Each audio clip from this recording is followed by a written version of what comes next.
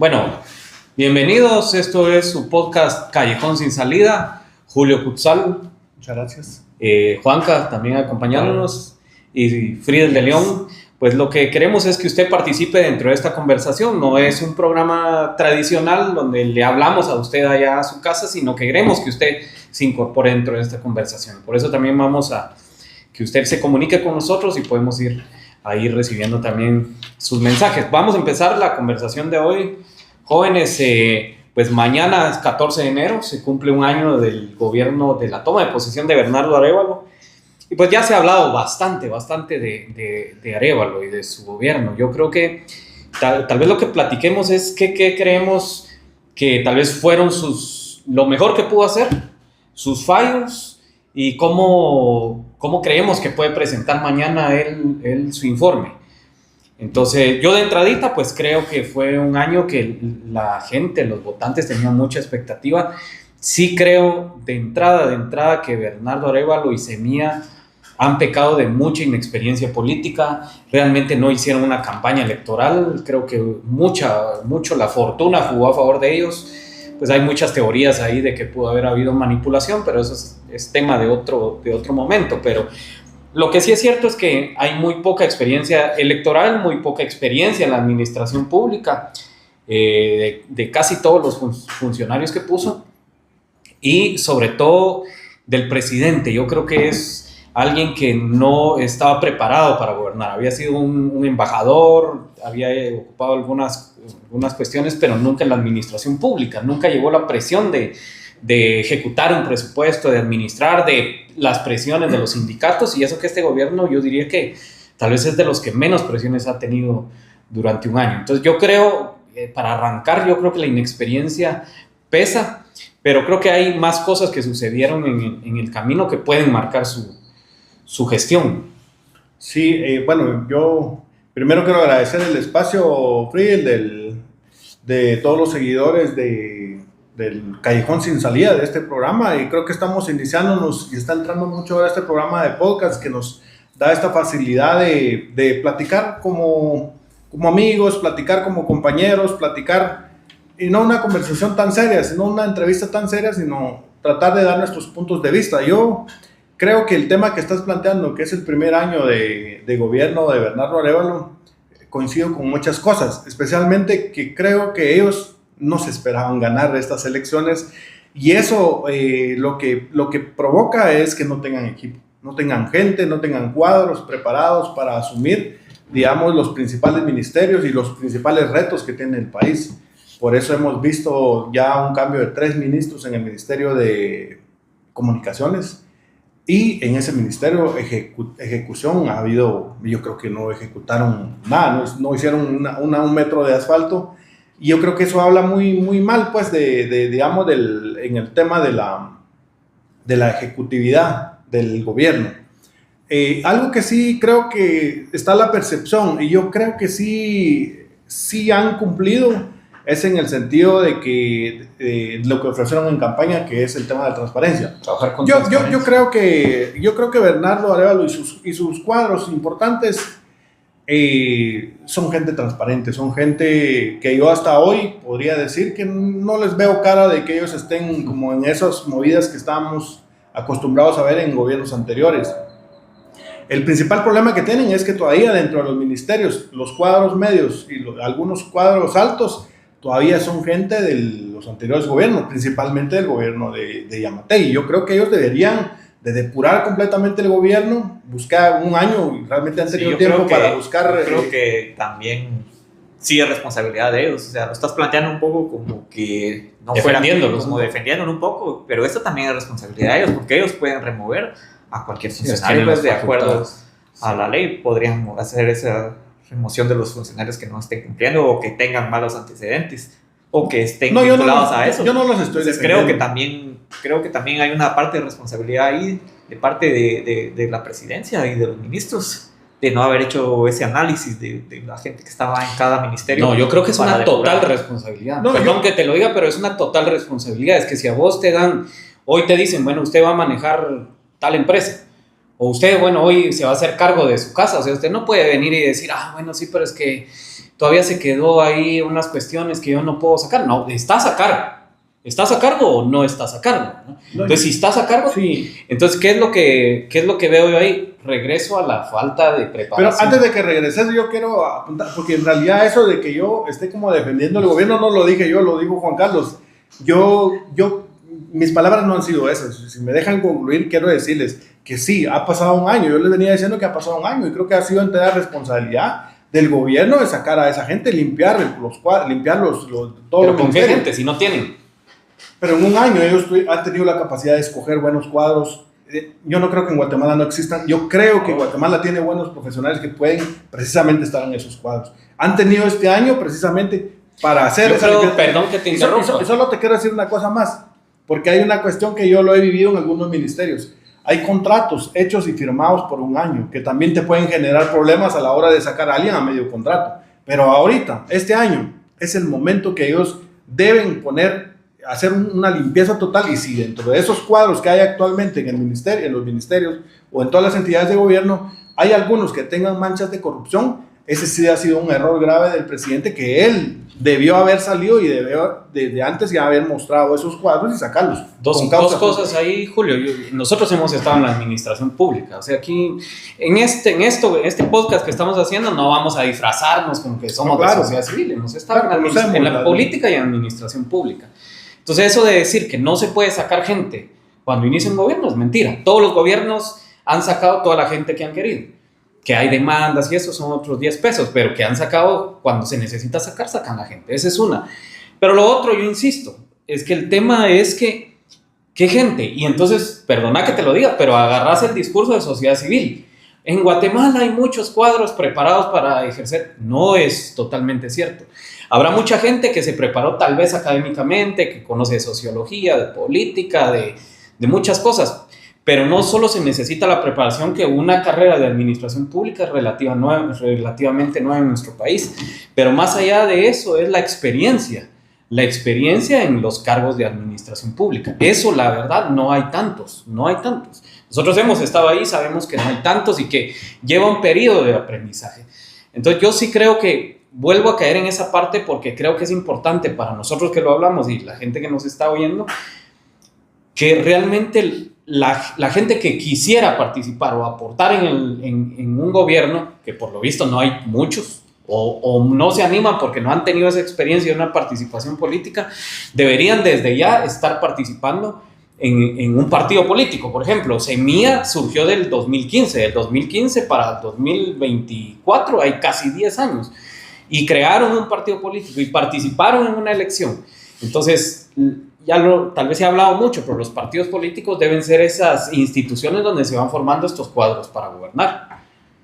Yo creo que tiene razón una parte, Julio, en la que sí hay gente que está capacitada. Tal vez no tiene la experiencia política, pero sí tiene el conocimiento, que podría terminarlo de aprender ya ejerciendo el cargo. Sin embargo, caemos a lo mismo, pues, de que este nuevo gobierno también ha hecho un poco de compadrazgo, digámoslo así, llegan los nuevos ministros y jalan, como se dice en términos generales, jalan a su gente, a sus cuates, a sus amigos, a sus familiares, de sus compadres del partido y todo, y no jalan realmente a las personas que podrían ocupar técnicamente mejor esos puestos, ¿verdad? Está pasando exactamente lo mismo. O sea, yo creo que no tiene mucho que ver ahí si el partido que está gobernando ahorita es de izquierda o es de derecha, sino que es eso, ¿verdad? De que no hay un proceso en el que se pueda convocar realmente a gente que tenga experiencia ya en esos cargos, ¿verdad? Y que pueda hacerlos más ejecutivos, ¿verdad? Por ejemplo, aquí cuando no hemos estado grabando, hemos hablado, y vos has sido uno de los que has dicho, Julio, la situación de que hay 2 ministros,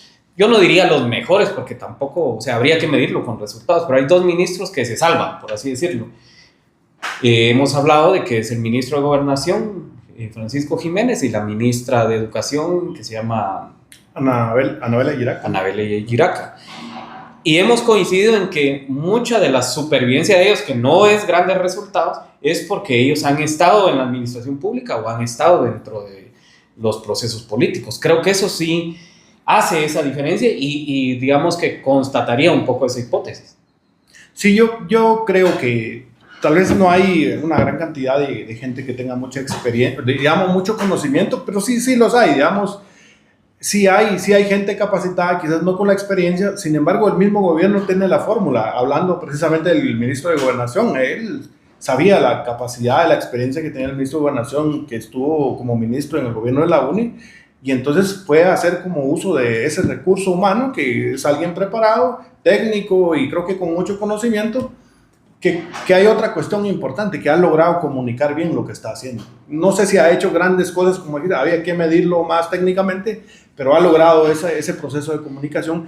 Creo que tal vez algunos otros ministros están haciendo un trabajo, pero no han logrado, como el gobierno en general, que no lo digo yo, lo han dicho muchos críticos, sí, que no han logrado comunicar, digamos, lo que realmente... Sí, yo creo que ese es el punto, que ellos han logrado comunicar mejor, ¿verdad? Porque habrá quienes no les gusta como el estilo de Jiménez, que es como, no, aquí vamos a conversar, vamos a hacer...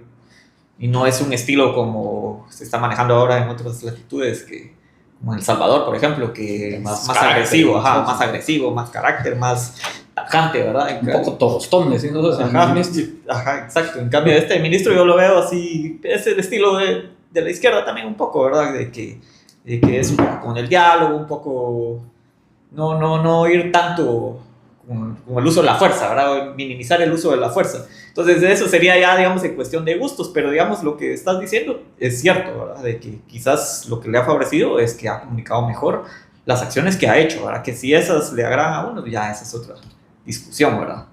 Sí, ahora hay una cuestión aquí importante. Al final, yo creo que ya estamos en un sistema que está, lo que vos decís, está bastante podrido y a veces entra gente nueva y resulta siendo absorbida por el mismo sistema. Por eso yo hablo mucho de un sistema que ya llega un momento, creo que está en el momento de resetearlo, porque está al punto de colapso, de un colapso total, porque ya está casi colapsado. Vemos el sistema de carreteras del país y prácticamente está colapsado. Aquí hay muchos que le echan la culpa a los gobiernos anteriores, pero así nos podemos ir hasta el gobierno de Vinicio Cerezo y no pararíamos, ¿no? Y lo importante es la gestión. ¿De qué me sirve a mí hacer una campaña y ofrecer de que voy a trabajar y tal vez en el fondo sé que no lo voy a poder hacer? Yo creo que sí se puede hacer y los gobiernos han demostrado cuántas carreteras han construido. Entonces, ¿qué pasa? El gobierno inicia con un presupuesto más o menos como de 115,000 millones de quetzales. Hacen una ampliación. Supuestamente uno de los grandes objetivos era arreglarlo del tema de Palín-Escuintla, el hundimiento que hubo ahí. Se da la ampliación. Aquí lo hablamos también en algún momento. Que tengan la plata no significa que van a ejecutar, y ciertamente este es el momento, 13 de enero del 2025, que eso no se ha terminado de arreglar. Entonces, ¿qué es lo que está pasando aquí con este gobierno? Ya sabemos, la falta de cuadros, la falta de ejecutividad, falta de plata, no tuvieron. Entonces, ¿qué más podemos decir que está faltando en este gobierno que no sé? Yo diría que la falta de liderazgo y de una línea institucional donde se le exija a los ministros, todos los funcionarios, trabajar en cierta línea, ¿verdad? Para poder lograr objetivos. Eso desde ahí creo que estamos mal, desde la cabeza, en el sentido de que no se están trazando planes y metas, sino que cada quien está haciendo su esfuerzo aisladamente. Así es como yo lo veo, y como dice Julio, tal vez yo coincido en esa parte de que hay un cambio en el sentido de que hay menos corrupción, o se percibe menos corrupción por el momento, pero realmente hay falta de resultados, por mala escogencia de ministros y mala línea, y la falta de tener una conducción del Estado clara hacia dónde lo quieren llevar. Había un plan de gobierno de Arevalo. Sí, yo en esa línea quiero ir, y en realidad yo creo que lo habíamos hablado anteriormente en otro espacio, que creo que el gobierno, bueno, coincido que falta liderazgo. Realmente es un presidente que pues había sido embajador, y yo creo que no ha logrado todavía como asimilar. Bueno, ahorita un año ya debería realmente tener la conciencia de que tiene que sacar adelante este país. Sin embargo, comenzó su gobierno pensando en que uno de sus objetivos principales, y así lo planteó, era el tema de la fiscal, sacar a la fiscal del Ministerio Público. Y creo que ahí comenzó el error, porque está bien, digamos que eso puede ser, para el gobierno puede ser un problema importante, y para una gran parte de la sociedad es un problema muy importante, porque ella puede encabezar de alguna manera el tema de los protectores de la corrupción, que es un poco lo que se le dice a ella. Pero esa no debería ser la única prioridad. Guatemala tiene otras necesidades. Estamos hablando de la desnutrición, los problemas de educación, la pobreza. O sea, hay un montón de temas que creo que el gobierno debió debió junto con el tema de la fiscal, si para él era importante, pero dar prioridad a unos 3, 4 temas y que se sienta a un año de gobierno que tiene una dirección. Yo recuerdo el gobierno de Álvaro Colón, el de la UNE, que a estas alturas ya los programas sociales estaban instalados en todas las comunidades, se veía ese movimiento y había una claridad en el tema de gobierno que se estaba trabajando. Pero hoy, si me preguntan hoy, yo lo que vi todo este año realmente es esa lucha de corrupción y el dime y direte entre la fiscal y el presidente. Pero en temas de, por ejemplo, algo tan clave y tan importante como la infraestructura, las carreteras, ni el kilómetro 44 se ha logrado resolver con todo el presupuesto. ¿Alguien de ustedes recuerda cuáles eran los grandes objetivos o el plan de gobierno? ¿Hacia dónde iba la oferta política? Aparte de la corrupción, que ya lo hemos hablado, pero ¿cuáles eran esos grandes objetivos de este gobierno de Semilla? Yo no tengo claridad. En realidad yo lo que escuché en la campaña más que todo era el tema de la corrupción, digamos, de la lucha contra la corrupción. Bueno, entonces yo creo que eso hay una coincidencia ahí que no, la falta de liderazgo y que marca una falta de ruta y por lo tanto no se puede medir y no vemos avance. Bueno, se nos está acabando el tiempo en esta parte, pero ¿qué creen ustedes que es lo que él va mañana en el Congreso? Si es que llega, yo creo que sí va a llegar. Ha tenido un Congreso que le ayudó a aprobar este gran presupuesto. ¿Qué es lo que creen ustedes que él va, por supuesto que va a destacar, no va a decir las cosas malas? ¿Qué es lo que más creen que va a destacar él? Yo lo primero que creo que va a destacar, que es lo que ya se ha escuchado mucho, es el tema del remozamiento de las escuelas, precisamente como haciendo uso de unos 3, 4 funcionarios que han hecho un trabajo más o menos presentable. Estamos hablando, por ejemplo, de la ministra de Educación, Anabela Yeraca, que creo que tiene conocimiento, tiene experiencia en temas de educación y tiene cierto nivel político, sabe manejar la institución. Ha tenido al margen, de alguna manera, a alguien también bien impresentable como lo es Joviel Acevedo, o sea, lo ha logrado ahí como tener bajo control. Entonces yo creo que los resultados de educación los va a presentar. Los resultados, por ejemplo, del Ministerio de Gobernación. Pero educación circunscribiéndonos en específicamente al remozamiento de las escuelas, y creo que están hablando ahora un poco, que yo he escuchado, es el tema de entrega de útiles y libros y todo eso para ahorita el inicio. Bueno, vamos a ver eso. La otra parte que creo que van a presentar va a ser el tema de la seguridad con el ministro el ministro de Gobernación, Jiménez, que creo que ha logrado instalar una nueva cárcel y algunas otras cosas que ha hecho en seguridad que no recuerdo. No es una nueva cárcel, remozó una cárcel. O remozó una cárcel, digamos. Sí. Y el otro tema tal vez importante, que es un poco la cara bonita del gobierno que van a presentar, es el tema del Linguat, el tema de Harris Whitten, que lo han movido mucho, inclusive iniciando el año hicieron con ellos una saben que yo tengo mis opiniones. Que seguramente sí hay opiniones divididas, pero digamos que es como la cara más presentable de lo que pudiera aparecer mañana. Esto nos estamos adelantando, no sé qué van a poner, pero es lo que también van a presentar en cierta manera de que ha habido un poco de gobernabilidad, llamémoslo así, porque quiera que no, y creo que hay que destacarlo entre las cosas positivas, que han logrado acuerdos, al menos en el Congreso, para que ciertas iniciativas de ellos hayan pasado. Sí han pasado varias leyes que este gobierno ha promovido, digamos. Creo que eso podría ser, tal vez no directamente de él, pero sí en el sentido de que se ha logrado como una gobernabilidad, ¿verdad? Porque si vemos, no tenían una mayoría para gobernar, y sin embargo han logrado pasar presupuesto y algunas leyes que eran importantes para ellos. Pues creo que eso deberían presentarlo ellos también como... Pero yo creo que no sé, disculpa Juan Carlos que te interrumpa, no sé si eso es parte de la presentación del plan del informe de gobierno, o digamos los diputados de Semilla son otra cosa, pues, porque el Congreso es otra instancia. No sé si creo que en algún punto se unen, porque por ejemplo el presupuesto viene del Ejecutivo, pues. Porque si hablamos del tema del Congreso, yo creo que el Congreso de Semilla, los diputados de Semilla han tenido un mejor desempeño, a mi criterio han tenido un mejor desempeño que el gobierno central. Han logrado, como dice Juan Carlos, que ciertas leyes pasen, han logrado consensos, que también ahí hay cuestionamientos porque ya se está empezando a caer como en ese sistema de... No se está empezando, corrió plata. Exactamente, pero digamos, ellos al principio trataron como de que eso no fuera así, pues no caer en la vieja política, en la vieja forma de hacer las negociaciones en el Congreso. Sin embargo, lo último que vimos, yo también considero que ahí corrió mucha plata a través de los consejos de desarrollo y todos los diputados distritales. Yo creo lo mismo y estamos ahí en un congreso de semilla que está empezando como a jugar ese juego del que se criticó mucho. Yo ahí, para cerrar este tema, mi opinión muy personal, dos cosas. Una, pues coincido lo de la gobernabilidad, aunque eso también la tuvo Yamatei, también la tuvo Jimmy, o sea, al final todos tuvieron, porque en el Congreso ya sabemos que las cosas se manejan de otra forma, ¿no? Se les conceden a ellos ciertos privilegios, ciertos favores y pues entonces votan alineados, porque hubo una votación donde tenían solo 27 votos y al otro día amanecieron con 107, entonces son las prácticas cuestionables de toda la vida. Yo creo, de verdad creo que quien está ostentando el poder, al menos este año y en este momento en Guatemala, no es el presidente ni el ejecutivo, ni mucho menos un semilla que no...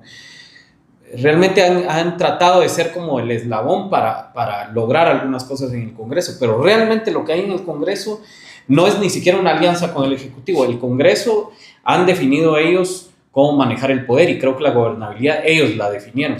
Entonces, cuando a ellos les conviene, cuando a ellos hay algo, una ley que les gusta y obtienen algo a cambio del Ejecutivo, se las aprueban. Vimos lo de las Cortes, que no regularmente el partido que está en gobierno elige la mayoría de los magistrados y esta vez no, vimos a un Alan Rodríguez celebrando, como pareciera que tuvo más magistrados electos la oposición que el oficialismo. Lo vimos también con la elección del presidente de la Corte Suprema de Justicia. Entonces creo que el poder se está ostentando en este momento en el Congreso, sin embargo de una forma diseminada y atomizada. O sea, creo que cada partido tiene su cuota de poder. Están llegando ellos a acuerdos que tienen muchos intereses de por medio y muchos de esos responden a plata o plazas o cuestiones que han venido del Ejecutivo. Yo solo, disculpa que te interrumpa, creo que para ir cerrando como conclusión sobre el tema que estamos, porque el Congreso, yo creo que tenemos que hacer un programa específicamente del Congreso, que ese es todo un rollo con ellos que tenemos que ver. Pero hablando del plan de gobierno, que es el tema que nos trajo aquí hoy, creo que el plan de gobierno, independientemente de lo que presente mañana el presidente, es un gobierno que lleva un primer año y que siento que a la población le deja mucho a ver. O sea, tenemos una expectativa, no sé si no es culpa de la gente, ellos mismos levantaron una expectativa y también como población, creo que la población escogió a este grupo político para gobernar, pero había una expectativa muy grande versus los resultados que presenten mañana. Siento que va a quedar mucha deuda de parte de ellos. Sí, coincido en esa parte. Igual. Sí. Y ahí es donde yo creo, y vuelvo con qué inicié esta conversación, yo creo que a veces los votantes nos vamos por cambiar, queremos cambiar siempre, queremos el cambio, nos parece bueno. El cambio no necesariamente es hacia bueno, a veces hay cambios hacia mal. No digo que aquí haya sido un cambio hacia algo peor de lo que hubo en el gobierno anterior, que sí fue una cuestión realmente muy mala, pues, y de mucha corrupción, de manipulación, de tantas cosas que ya sabemos. Pero sí, nuevamente caer en el engaño de gente, y hay que tener cuidado porque se nos acerca otra elección en la que hay populistas, hay que decirlo así, hay populistas que se ganan la atención de la gente por algunas acciones que hacen, o por cómo hablan, o porque bailan, o porque se comen una tortilla en una esquina, y entonces los votantes nos vamos hacia ellos. Esto sí, miren qué chilero, qué emocionante, que ese es diferente, miren ese cómo critica al gobierno, qué bueno, y así hay que darlo.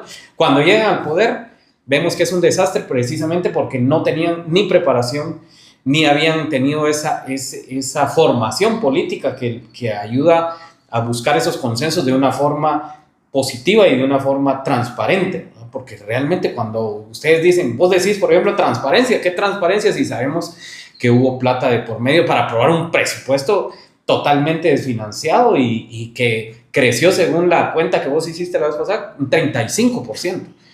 A Yamatei a Yamatei le criticaron muchísimo porque creció un presupuesto, creo que 9%, 10%. Y lo creció 35%, y no vimos ningún manifestante quemando el Congreso. Igual el salario mínimo, yo creo que todos los trabajadores tienen derecho a tener un salario justo, pero cuando se sube, que lo hace mucho la izquierda a veces radical, o la izquierda, digamos, que ha estado gobernando en algunos países, que solo le suben sin un criterio, sin un análisis económico, entonces eso viene a desestabilizar la economía. Nunca se había subido un 10% del salario mínimo cuando la situación económica, sobre todo las micro y medianas empresas, no tienen cómo pagar ese crecimiento de la economía es inferior, es mucho inferior, abajo del 4%. Pero bueno, esas son cosas que vamos a seguir platicando. Hay un tema con el que quisiéramos la segunda parte, o yo quisiera hablar un poco de eso.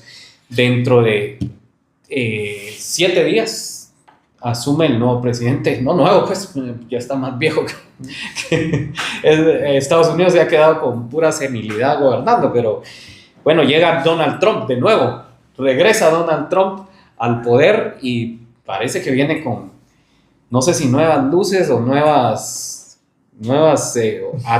ocurrencias o atrevimientos en su cabeza, anunciando que va a recuperar el canal de Panamá, Groenlandia, que quiere anexar Canadá, etcétera. Ya sabemos el personaje cómo juega, y hay que ver en la realidad qué hace. Pero, ¿qué podemos pensar de ese cambio de gobierno, especialmente con lo que estamos analizando para Guatemala y especialmente para el gobierno de Guatemala?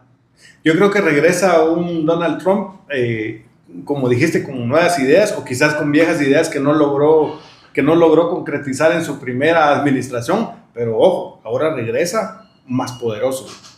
Tiene el Congreso, tiene el Senado, o sea, es un presidente que ahora tiene un poder mucho más fortalecido que en su primera administración.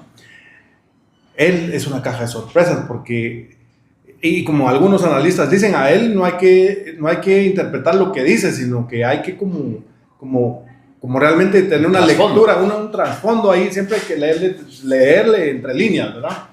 Y yo creo que para nosotros, en realidad, él es un presidente negociante, ¿verdad? Alguien que negocia, y qué me das y qué te doy. Y nosotros para los Estados Unidos, en realidad, lo que somos es un problema de seguridad, porque aquí pasan todo el cargamento de drogas, pasan armas, hasta algunos dicen que están pasando ya algunos terroristas.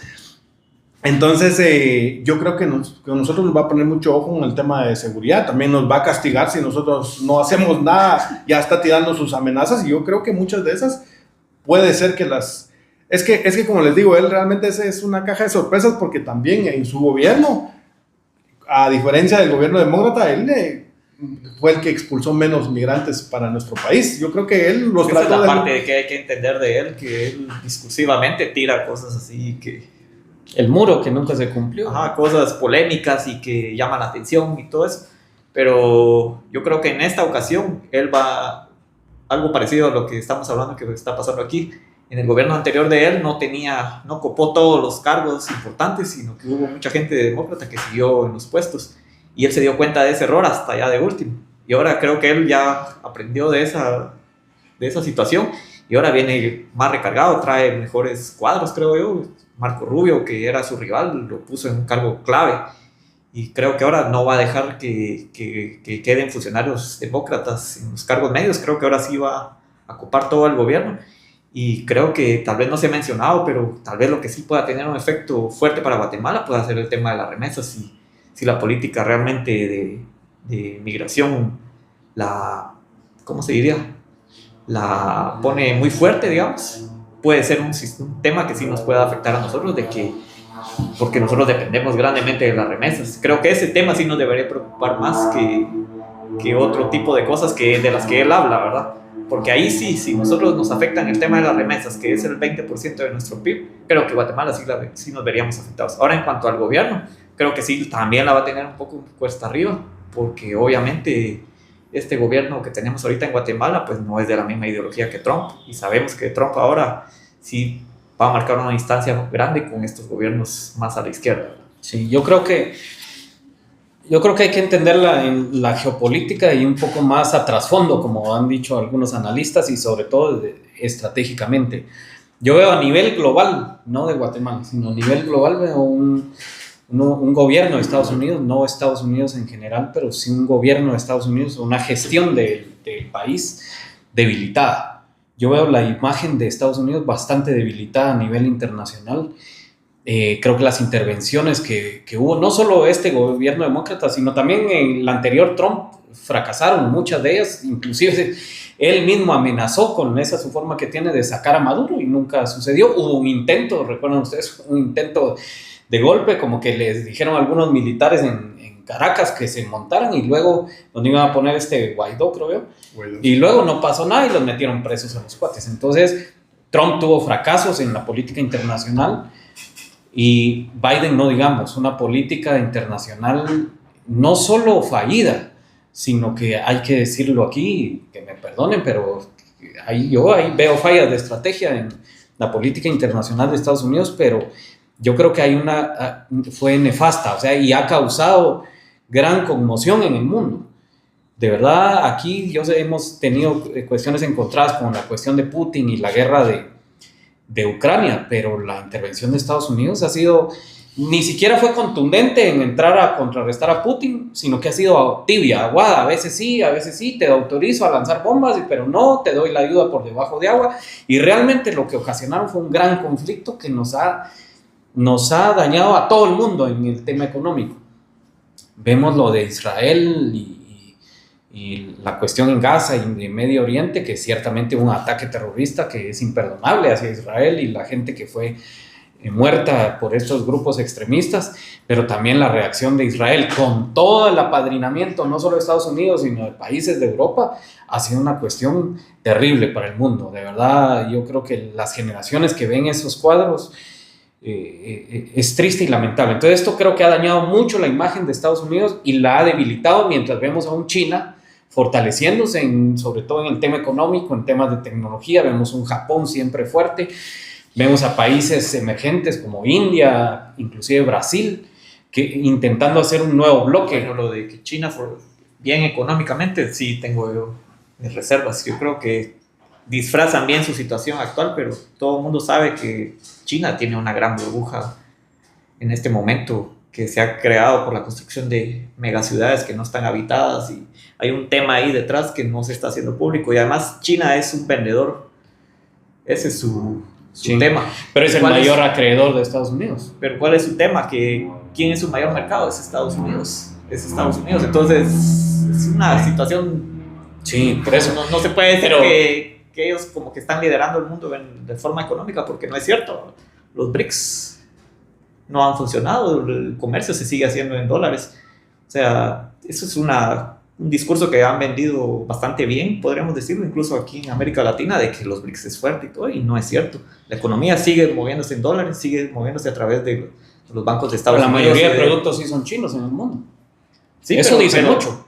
Sí, pero el mercado se sigue manejando con las reglas de Occidente. Sí, no ha habido ese cambio que han ofrecido ellos durante ya más de 10 años. Yo no creo que lo hayan ofrecido. Yo creo que China ha sido muy estratégico y creo que van en su ruta. Hay cosas que probablemente nosotros no la compartimos y tal vez no ha logrado las metas que ellos quieren, pero de verdad un indicador no hay un país en el mundo, incluyendo Estados Unidos, donde la mayoría de productos que se consumen son chinos. No digo productos de consumo diario, sino productos de consumo habitual. Digamos, esto es muy probable que venga de China. Este micrófono probablemente venga de China. Muchos de los teléfonos ya vienen de China. Entonces, eso es un indicador.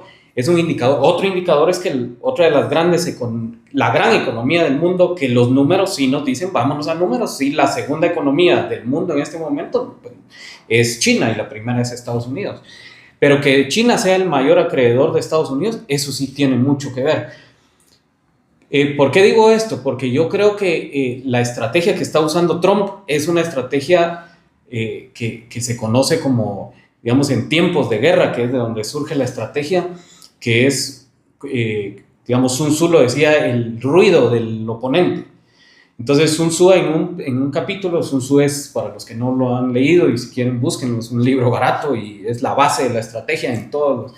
Entonces Sun Tzu planteaba una estrategia de un ejército pequeño que iba a atacar a un ejército grande, digamos, a un territorio grande, y entonces amplificaban el ruido con el que iban y empezaban a generar noticias de que era un ejército muy grande, y disfrazaron árboles como que eran soldados, y bueno, es una cuestión de estrategia. Entonces esto se le llama el ruido.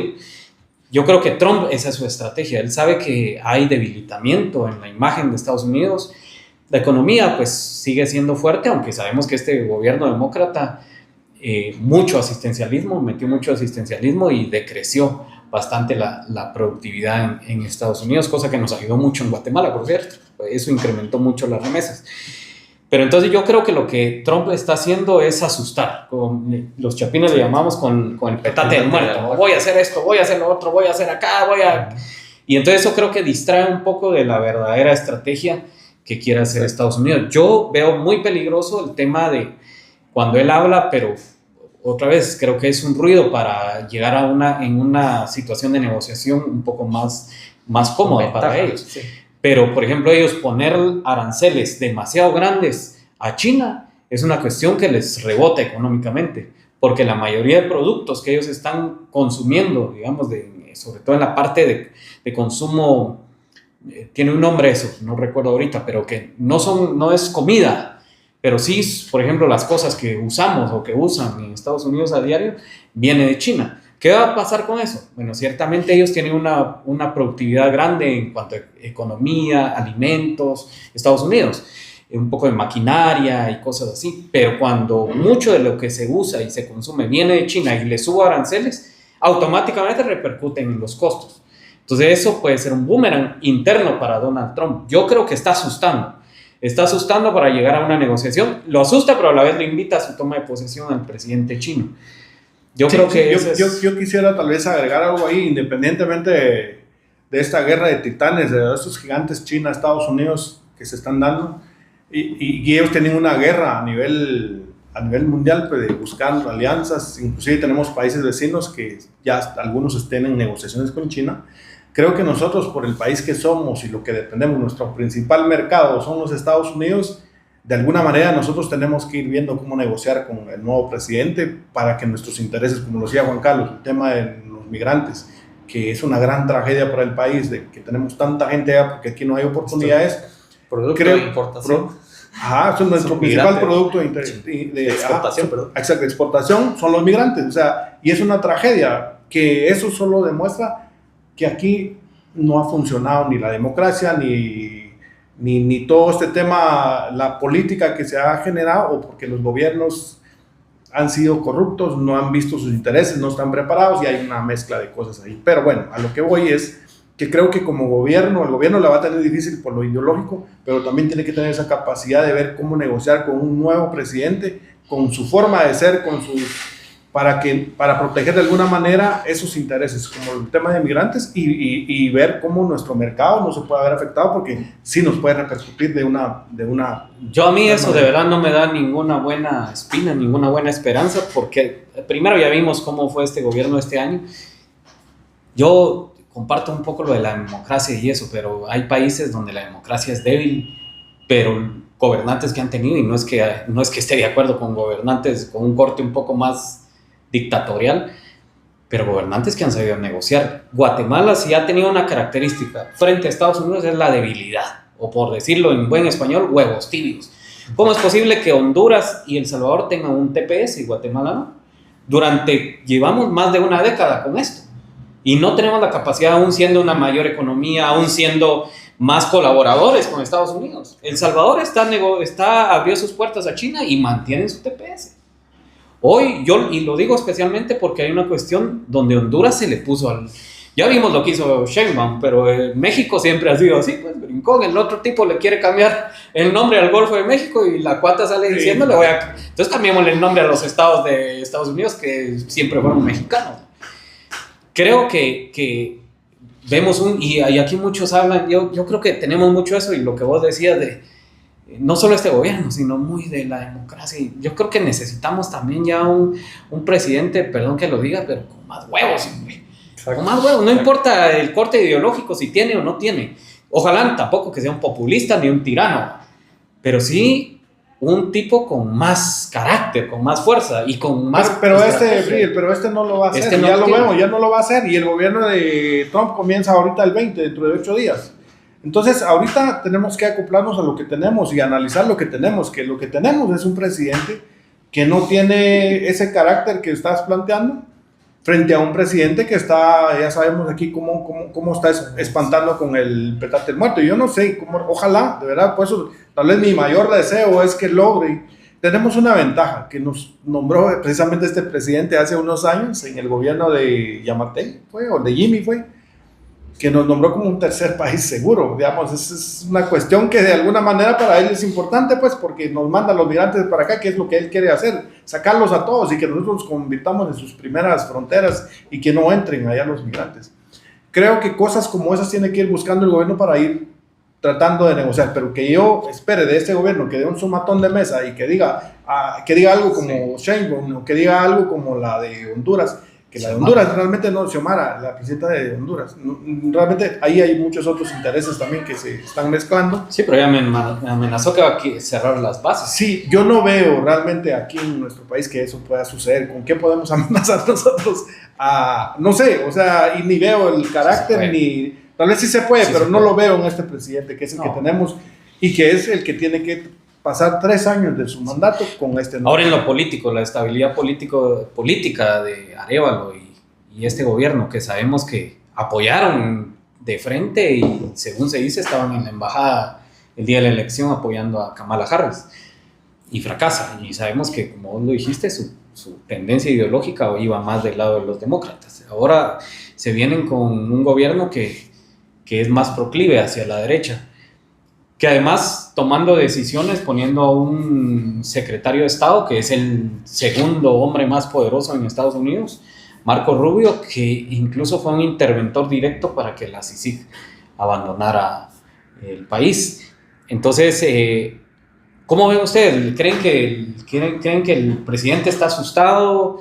¿Que sí puede pesar eso? ¿O que no tenga mayor importancia dentro de la agenda gringa? La cuestión de quién gobierna aquí. ¿Cómo ven esa parte?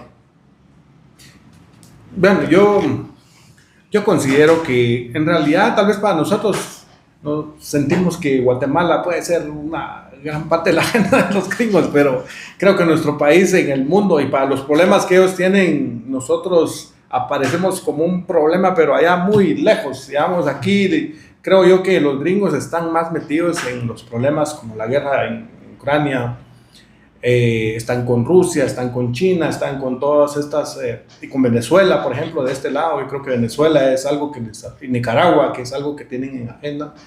Y yo creo que los problemas nuestros son muy pequeños comparados con los problemas que ellos tienen. Entonces yo considero que aquí no va a ser...